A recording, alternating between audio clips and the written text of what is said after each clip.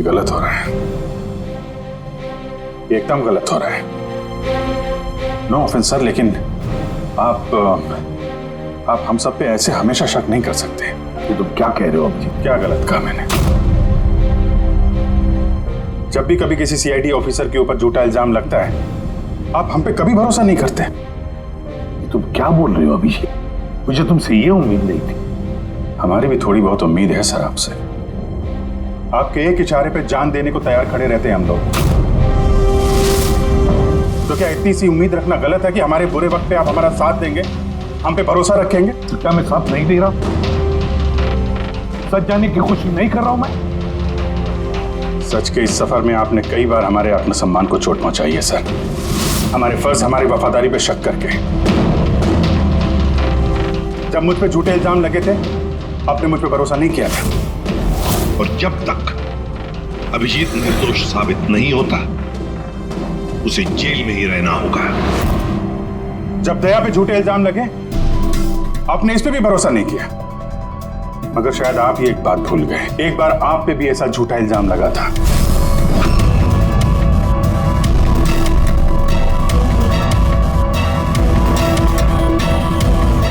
उस वक्त हम में से किसी ने भी आप पे शक नहीं किया था, बल्कि एक मजबूत दीवार बनकर सामने डटे खड़े रहे थे ताकि आपके ऊपर आंच ना आ सके।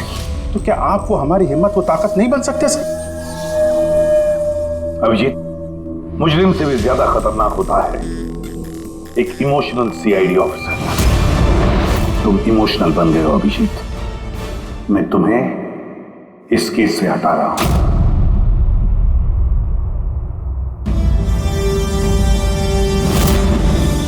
दया, पूर्वी, अब से पंकज की केस तुम दोनों इन्वेस्टिगेट करोगे, सिर्फ और सिर्फ तुम दोनों। ठीक है सर। अब आपको मुझ पे इतना भी भरोसा नहीं रहा कि मैं इस केस को न्यूट्रल तरीके से देख पाऊंगा भी या नहीं। इतने साल की ड्यूटी का ऐसा मेडल तो किस्मत वालों को मिलता है। Thank you sir.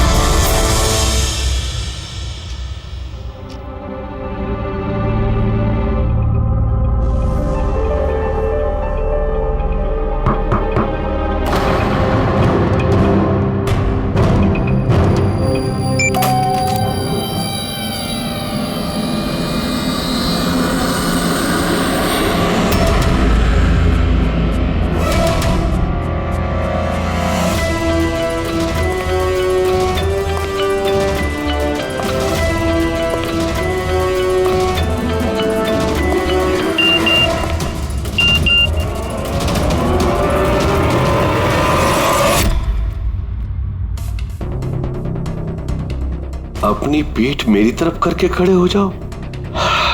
चलो ये भी करके देख लेते हैं।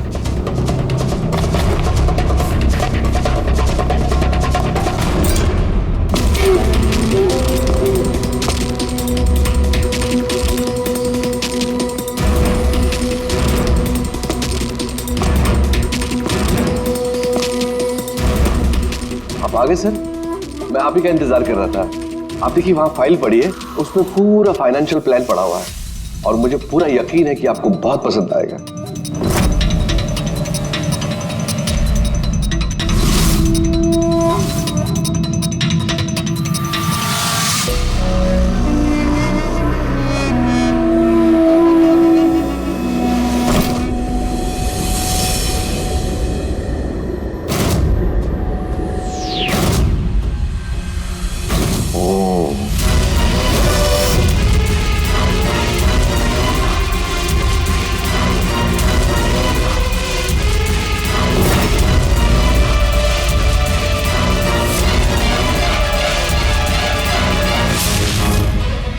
अरे ये तो नकली है।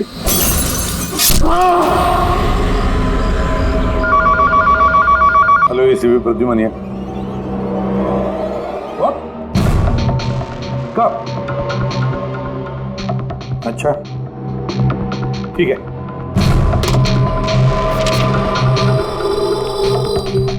दया, अभिजीत, विक्रम विजय का खून हो गया। विक्रम विजय, वो हवाला कांड वाला सर? वही विक्रम विजय आज तक कानून से बच के भाग रहा था। आज उसका कत्ल हुआ, उसके ही घर में। एक न एक दिन तो ये होना ही था सर, इतने सारे दुश्मन पाल रखे थे उसने। सर रियली सॉरी सर, थोड़ा लेट हो गया। क्या बात है पंकज, कहाँ रह गए थे तुम? सर वो डैड का श्राद्ध था सर, आज मंदिर गया था सर पूजा करने। ठीक है, और ये हाथ में क्या हुआ? सर ये आते हुए लग गया, मामूली चोट है, इतना जोर से नहीं लगा सर। ठीक है, तैयार हो जाओ, एक मर्डर केस आया हुआ है। अब ये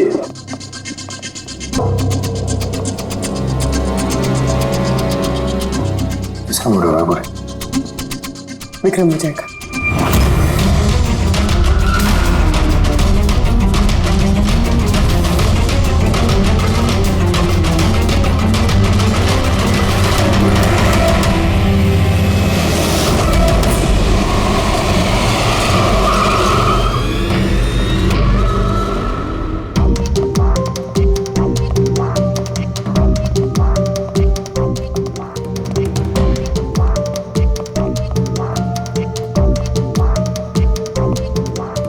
CID? जी सर मैं गोपाल हूँ, विक्रम सर का मैनेजर। ये तीनों कौन? ये मोहित, विशाल और ये राघव है, ये सर के सिक्योरिटी गार्ड्स हैं।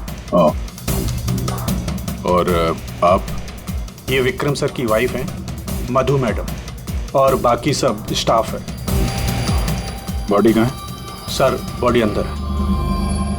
ये गर्दन पे वार किया है और पेट और छाती पे भी मारा है। वो नहीं पक्का करना चाहता था कि किसी भी तरीके से ये बचने ना पाए।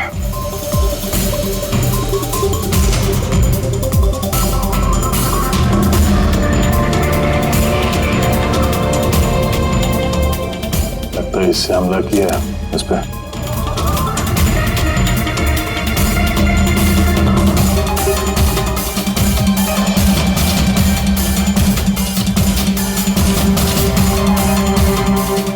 विक्रम के फोन पे आखिरी मैसेज किसी अननोन नंबर से आया। अपनी पीठ मेरी तरफ करके खड़े हो जाओ। पीठ मेरी तरफ? मतलब वो आदमी इसको अपना चेहरा नहीं दिखाना चाहता था क्या?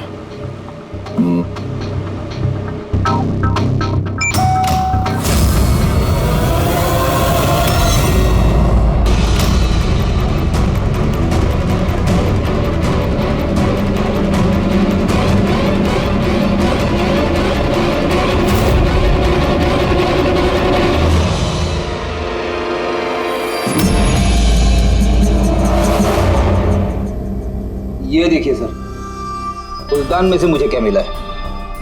Audio recording device.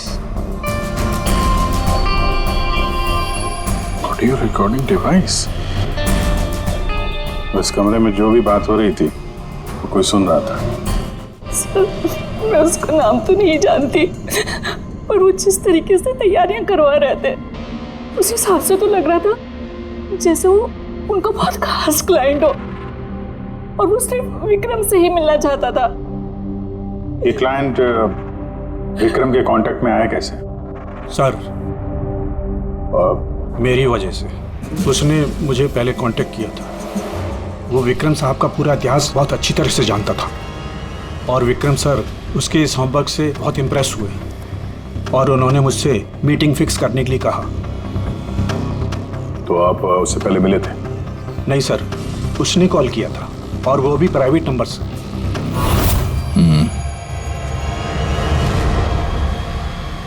तो आप लोगों ने मीटिंग से पहले पूरी तैयारी कर ली थी? हाँ जी सर। उस कमरे को अच्छी तरह से चेक कर लिया था? हाँ। तो फिर ये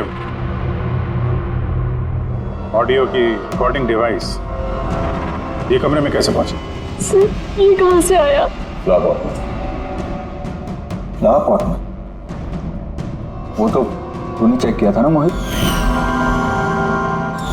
मैंने चेक किया था सर, लेकिन मुझे फ्लावर पॉट में दिखा नहीं था।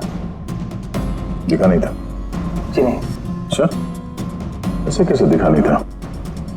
ब्यूरो चल, वहां पे अच्छे अच्छे को दिखने लगता है।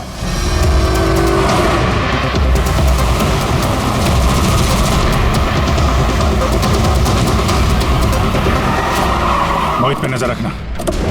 गोली मत चलाना। कैलाश सर? हाँ, कौन है ये?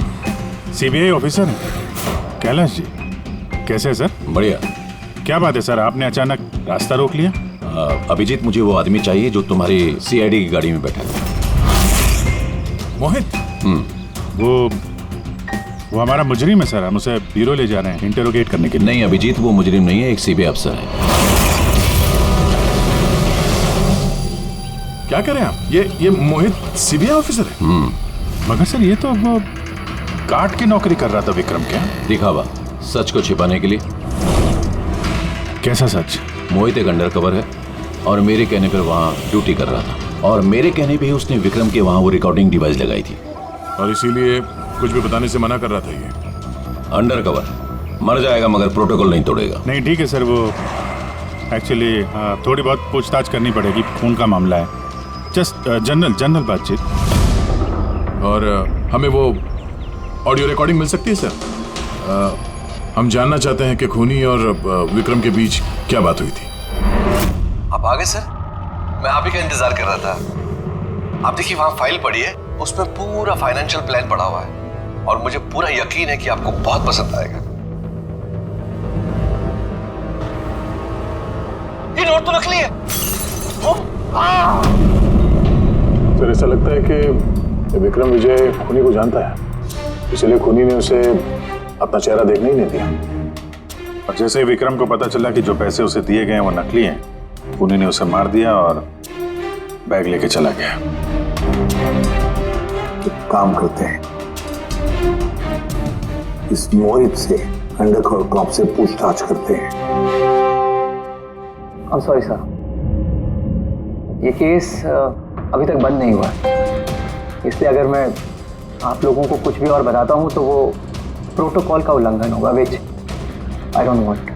देखो मोहित, मैं तुम्हारे प्रोटोकॉल की इज्जत करता हूँ, मगर कोई तो ऐसी चीज होगी ना जो तुम्हारी इन्वेस्टिगेशन के दौरान तुम्हें मिली हो, मगर तुम्हारे प्रोटोकॉल के दायरे में होने के बावजूद भी तुम हमें बता सकते हो। कुछ तो बताओ जिसके जरिए हम खूनी तक पहुंच सके। मैं आप लोगों को केवल इतना बता सकता हूँ कि पिछले काफ़ी सालों से सीबीआई इस विक्रम विजय के पीछे लगी हुई थी। आज से 15 साल पहले सन 2002 में सीबीआई ने एक अंडरकवर ऑफिसर को भी विक्रम विजय के पीछे लगाया था, कुछ खास सबूत इकट्ठा करने के लिए, लेकिन कुछ हासिल नहीं हुआ और अनफॉर्चुनेटली हमारे वो ऑफिसर मारे गए। एक मिनट, नाम क्या था इस ऑफिसर का? इंस्पेक्टर अधिराज।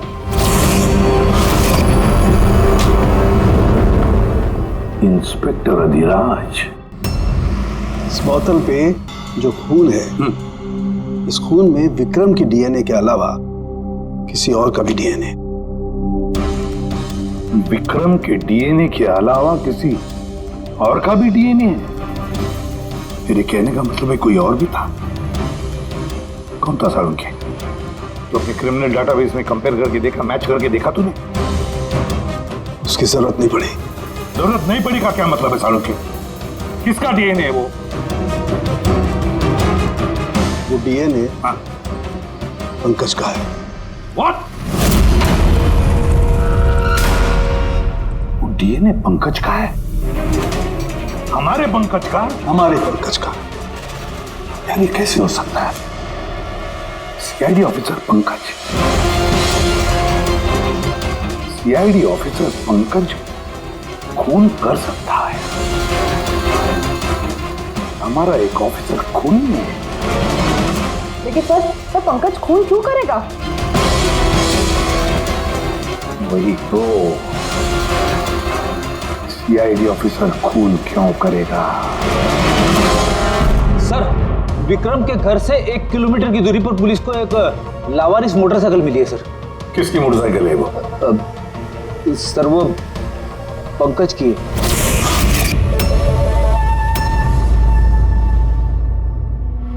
लगा मुझे। क्या मतलब? पंकज की बाइक पड़ी है वहां पे और आप लोगों को हैरानी नहीं हुई? विक्रम विजय जिसकी मौत हुई है आज, 15 साल पहले अधिराज जी, पंकज के पिता, एक अंडरकवर कॉप, बॉडीगार्ड बन के विक्रम विजय के खिलाफ सबूत इकट्ठा कर रहे थे और उसी दौरान वो मारे भी गए। मतलब सर, पंकज को ये लगता है कि उसके पिताजी की मौत के पीछे विक्रम विजय का हाथ था और इसीलिए उसने अपने पिताजी की मौत का बदला लेने के लिए।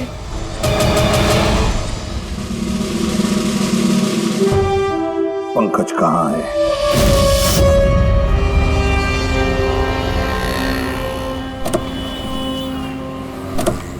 अरे सर, आप लोग? यही सवाल तो हम भी तुमसे पूछने वाले थे। तुम यहाँ क्या कर रहे हो? तुम तो बीमार थे ना? अरे सर, बाइक चोरी हो गई थी मेरी। ये सामने पुलिस स्टेशन में रिपोर्टर कहाने आया था। ये देखिए। हमें पता है तुम्हारी बाइक कहाँ है। आप लोगों को कैसे पता सर? तुम्हारी बाइक विक्रम विजय के घर के पास मिली है। वही विक्रम विजय जो तुम्हारे पिता का खूनी है। जब ब्यूरो में एसीपी साहब ने बताया कि विक्रम विजय का खून हुआ है तो तुम्हें पता था ना कि वही विक्रम विजय है? हाँ सर। अरे तो ब्यूरो में क्यों नहीं बताया तुमने? तुम्हें बताना चाहिए था ना कि विक्रम विजय तुम्हारे पिता का खूनी है। सर, डैड का श्राद्ध था सर। मंदिर से ब्यूरो आ रहा था, उनके बारे में सोच रहा था, ये न्यूज आ गई। एकदम हिल गया था सर, समझ में नहीं आ रहा था क्या करूं। और ये हाथ जो तुम्हारा कटा हुआ है, एग्जैक्टली हुआ क्या था?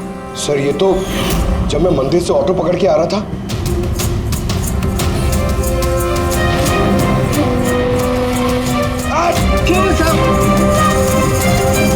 तो एक अनजान आदमी ये घाव देके चला गया, यूं ही बेवजह। सर, मैं जानता हूँ यकीन करना थोड़ा मुश्किल है, लेकिन सच यही है सर।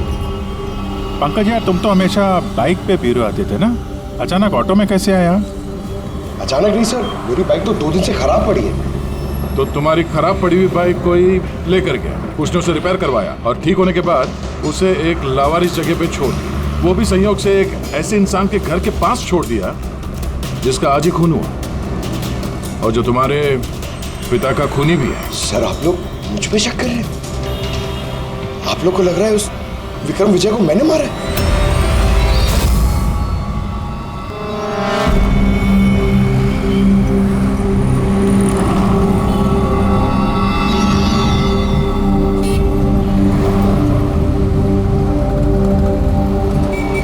अगर ये पंकज अपने घर से विक्रम के घर पे गया होगा तो वो यहाँ इस जंक्शन से गुजरा होगा।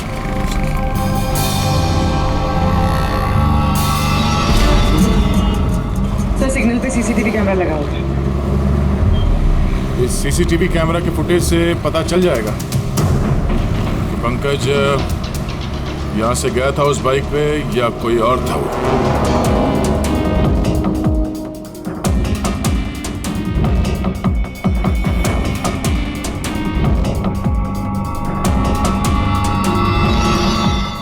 एक मिनट रिवाइंड करना, पॉज कर। सर, ये देखिए कि पंकज की तरह नहीं लग रहा है। बाइक का नंबर है XYA 4784। सर, पंकज की बाइक का नंबर भी यही है। पूर्वी, ये पंकज इतनी लापरवाही तो नहीं कर सकता कि एक जुर्म करने के लिए जाते वक्त सड़क पे एक और जुर्म करे, सिग्नल तोड़ने का।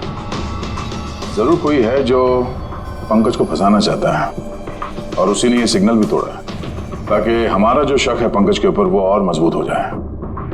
मगर सर, पंकज को कौन फंसाना चाहेगा?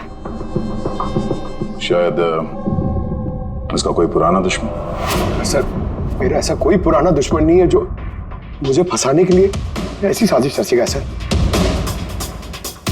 पंकज, दिमाग पर जोर डालो, कोई तो होगा। नहीं सर, अगर तुम्हारा कोई दुश्मन नहीं है तो फिर ये खून तुमने ही किया है। तुमने अपने पिताजी की मौत का बदला लेने के लिए, और वो भी उनकी बरसी के दिन। सर, मेरा बदला लेने की कोई मेंटालिटी नहीं है सर। मैं खूनी नहीं हूं सर, मैं एक CID ऑफिसर हूं। जहां तक पिताजी की बात है सर, मैंने तो उन्हें ठीक से देखा भी नहीं। सर मुझे तो ऐसा कुछ याद भी नहीं है जो उन्होंने हमारे साथ कोई अच्छा टाइम स्पेंड किया हो या हमारे साथ रहे हो। सर उन्हें तो फर्क भी नहीं पड़ता होगा कि उनका कोई बेटा है जिसे उनकी जरूरत भी है। सर मतलब तुम्हारे पिताजी के साथ तुम्हारे संबंध अच्छे नहीं थे? सर वो एक अंडरकवर कॉप थे सर। वो ज्यादातर अपने काम में ही बिजी रहते थे। घर गृहस्थी परिवार बच्चे इनसे उनका कोई लेना देना नहीं था सर। मुझे तो सिर्फ मेरी माँ ने पाला है सर। लेकिन फिर भी पंकज, तुम्हारी अपनी पिताजी के साथ कुछ ना कुछ तो यादें जुड़ी होंगी ना? कुछ भी?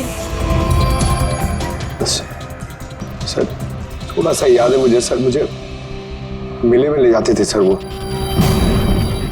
मगर मेले में ले जाने से पहले सर वो मुझे हॉस्पिटल ले जाते थे हमेशा। हॉस्पिटल में?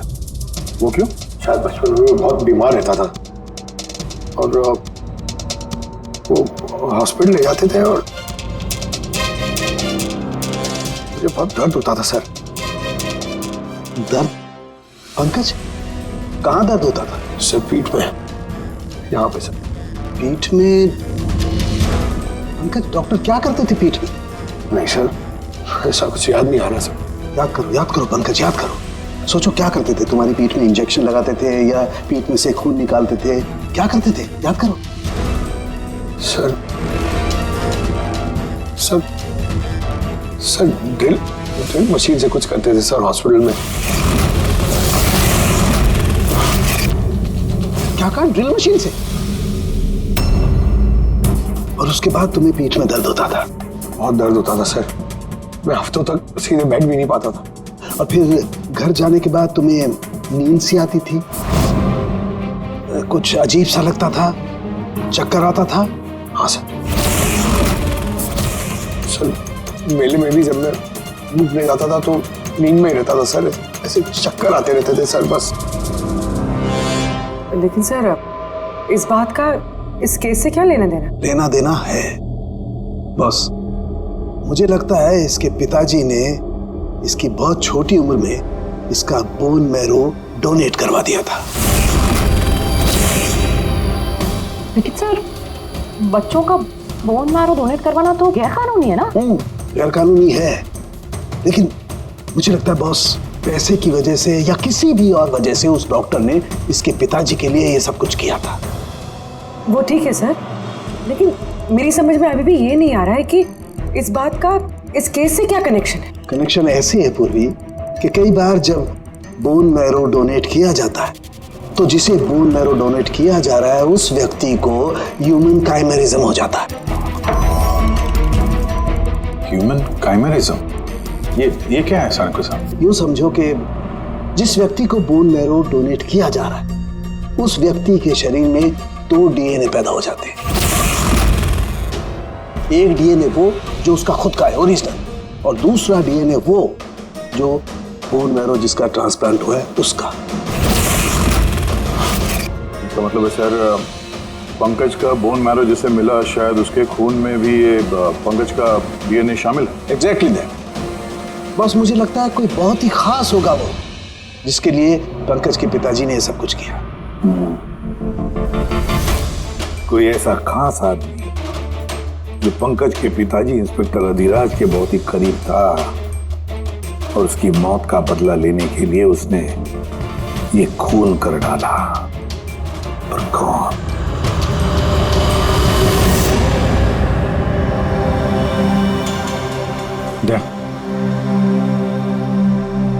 Hi sir. हेलो अभिजीत। हाय दया, कैसे हो? गुड। सॉरी आपको यहाँ ऐसी जगह पे बुलाना पड़ा। अभिजीत, जो इन्फॉर्मेशन तुमको चाहिए थी वो ना तो सीआईडी ऑफिस में दी जा सकती थी और ना मेरे ऑफिस में। थैंक यू सर आपकी मदद के लिए। पंकज एक ईमानदार ऑफिसर है सर, और आपकी मदद से शायद हम उसकी बेगुनाही साबित कर पाए।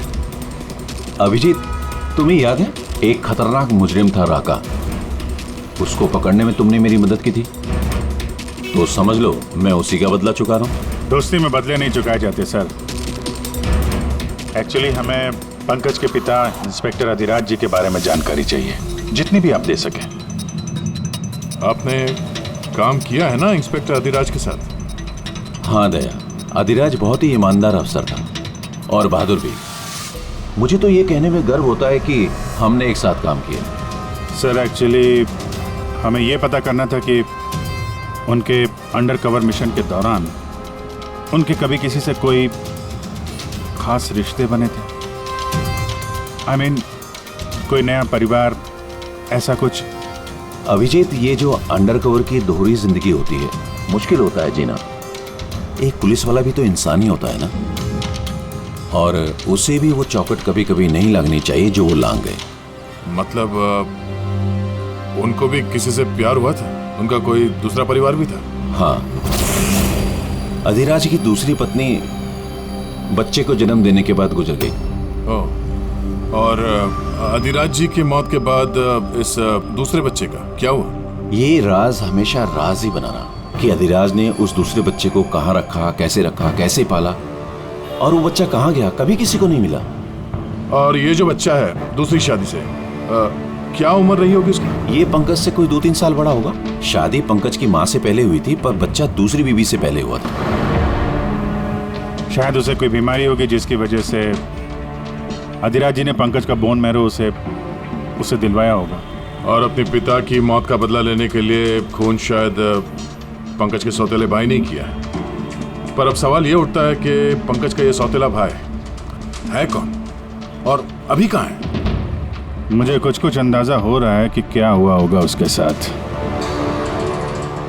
कैलाश जी, हमें एक मदद और चाहिए। इस अंडर कवर मिशन के दौरान और कौन कौन लोग थे आपके साथ, उन सब की जानकारी चाहिए, और अधिराज जी की पूरी कुंडली भी। अभिजीत, ये जरा मुश्किल होगा। जानता हूँ सर, ये थोड़ा मुश्किल है, लेकिन किसी की बेगुनाही साबित करनी है, और आप यकीन रखिए सारी इंफॉर्मेशन हमारे बीच में रहेगी बस। ओके। अरे यार, और कितना इंतजार करना पड़ेगा? ये लोग टाइम पे आते क्यों नहीं?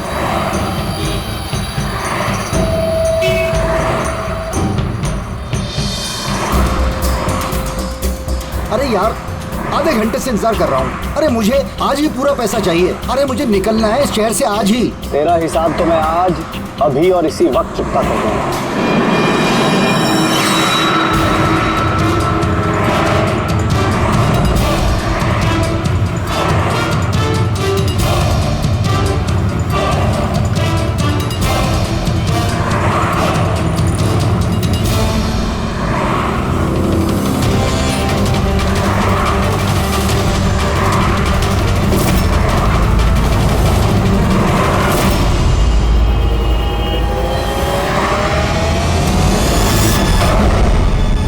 अकाउंट सीआईडी बंद करेगी। ये सर के सिक्योरिटी गार्ड्स हैं।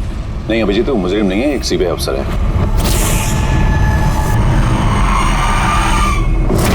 पिता के कर्ज को पूरा करना हर बेटे का धर्म होता है सर, और जो बेटा ऐसा करता है वही अच्छा बेटा कहलाता है, और वो हूं मैं। तुमने तो किया नहीं, मैंने लिया अपने पिता की मौत का बदला।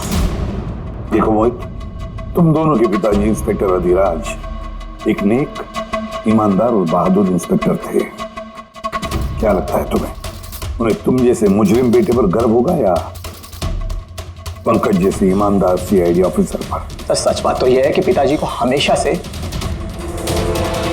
इस पंकज पर गर्व था, और प्यार भी वो इससे ही ज्यादा करते थे। मुझे तो उन्होंने अनाथ आश्रम में डाल दिया था सर, ताकि उनके दूसरे परिवार पे कोई आंच ना आ सके। वो ये बात बताती तो हमारे पास आई क्यों नहीं? मैं तो भाई हूं तुम्हारा यार, हम दोनों मिलकर पकड़ते विक्रम को, और कानून के रास्ते। नहीं चाहिए थी मुझे तुम्हारी मदद। हमारे पिताजी के कातिल को कैसे पकड़ना है और कैसे उससे बदला लेना है, ये सारी प्लानिंग मैंने कर रखी थी सर, बहुत सालों से। और यही कारण है कि मैं सीबीआई ऑफिसर बना, और ठीक हमारे पिताजी की तरह ही एक अंडर कवर ऑपरेशन पे गया विक्रम विजय के खिलाफ।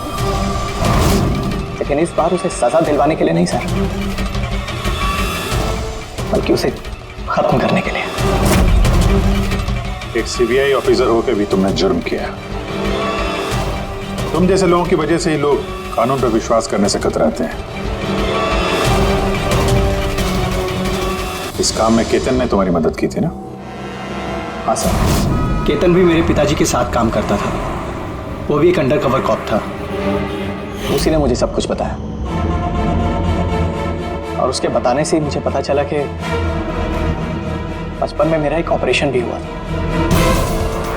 और जब तुम्हें पता चला कि तुम्हारे खून में 2 डीएनए, एक तुम्हारा दूसरा मेरा, तो तुमने खून करके मुझे ही फंसा दिया। हाँ, और इसीलिए मैंने अपना खून बहाकर उस हथियार पे डाल दिया था और उसके बाद तुम्हारा हाथ काटा ताकि एक तीर से 2 निशाने लग जाए। मेरे दोनों दुश्मन, हमारे पिताजी का कातिल वो विक्रम विजय। हेलो कैलाश सर, सर मैंने विक्रम विजय के रूम में ऑडियो डिवाइस लगा दिया।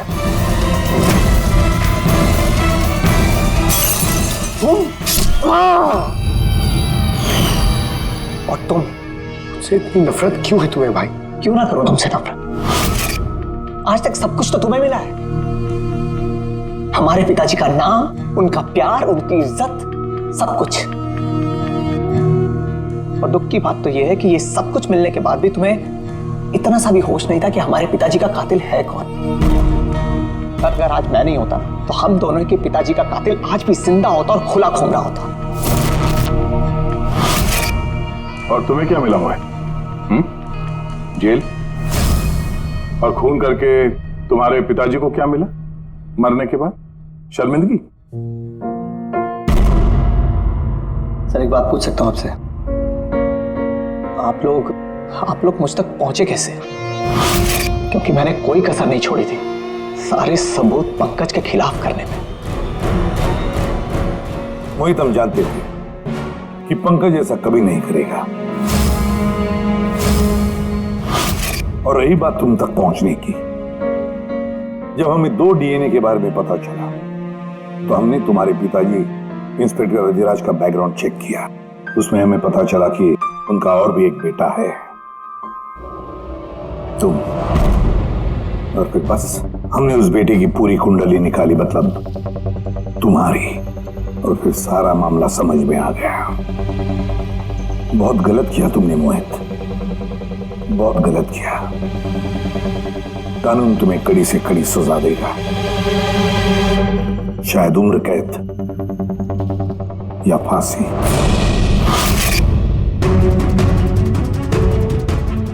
रेडी?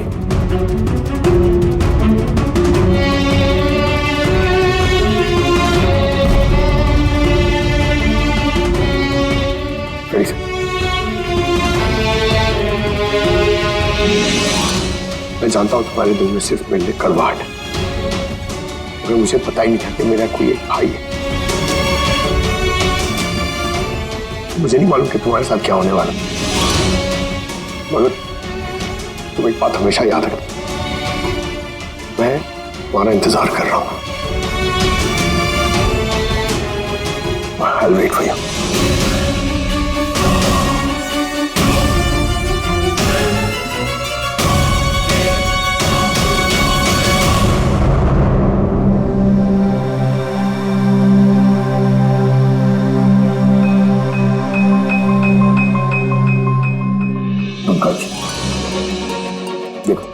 तुम्हारे में ये जो अच्छाई है ना, इसे कायम जिंदा रखना, कायम। Welcome back to CID. Thank you sir. Sir, I am sorry sir, आप सही कह रहे थे। इमोशनल होके मैं कुछ जरूरत से ज्यादा ही बोल गया सर। I am sorry. देखो अभिजीत, तुम सब लोग मेरे लिए ना सिर्फ सीआईडी ऑफिसर्स हो, बल्कि मेरा गुरूर हो, मेरा आत्मविश्वास हो, मेरी ताकत हो। और एसीपी प्रद्युमन ने आज तक अपनी ताकत पर कभी शक नहीं किया और ना कभी करेगा। इम्तिहान की घड़ियां तो आती है और आती रहेंगी, फर्ज की राह पर चलते वक्त अगर अपने बेटे पर भी गोली चलाना क्यों न पड़े, हाथ कांपने नहीं चाहिए।